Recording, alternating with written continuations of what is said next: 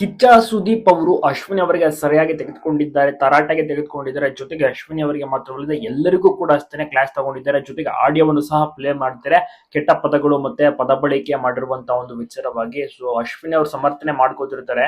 ಆದ ಕಾರಣ ಎಲ್ಲದನ್ನು ಕೂಡ ಪ್ರೂಫ್ ಸಮೇತ ಸುದೀಪ್ ಅವರು ಬಿಚ್ಚಿಟ್ಟು ಎಲ್ಲ ಒಂದು ವಿಷಯಕ್ಕೂ ಕೂಡ ಕ್ಲಾರಿಟಿಯನ್ನ ಕೊಡ್ತಾರೆ. ವಾರಾಂತ್ಯ ಬಂದ್ರೆ ಕಿಚ್ಚನ ಪಂಚಾಯಿತಿ ಸೂಪರ್ ಸೊಂಡ ಕಿಚ್ಚ ಸುದೀಪ ಕಾರ್ಯಕ್ರಮ ಈ ಒಂದು ವೀಕೆಂಡ್ ನಲ್ಲಿ ಡಿಸ್ಕಷನ್ಸ್ ಆಗೋದು. ವಾರ ಪೂರ್ತಿ ನಡೆದಂತ ಎಲ್ಲ ಒಂದು ಮಾತುಗಳು ಬೆಳವಣಿಗೆ ಎಲ್ಲವನ್ನೂ ಸಹ ಕೇಳಿದಂತ ನೋಡಿದಂತ ಸುದೀಪ್ ಸರ್ ಅವರು ಕೊನೆಗೆ ಅಂತಿಮವಾಗಿ ಫುಲ್ ಸ್ಟಾಪ್ ಇಡೋಕೆ ಮುಂದಾಗ್ತಾರೆ.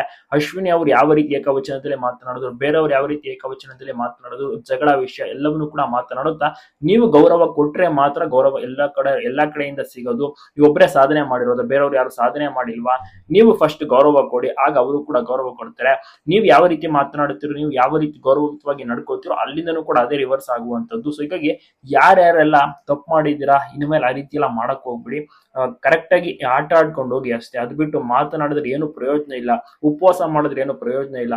ಉಪವಾಸ ಬಿಟ್ಟು ಯಾರಿಗೆ ಅಲ್ಲಿ ಗ್ರೇಟ್ ಅನ್ಸಿದ್ರು, ಉಪವಾಸ ಬಿಟ್ಟಿದ್ರಿಂದ ಏನಾದ್ರು ಪ್ರಯೋಜನ ಆಯ್ತಾ ಅಂತ ಕೂಡ ಪ್ರಶ್ನೆ ಮಾಡಿದ್ದಾರೆ.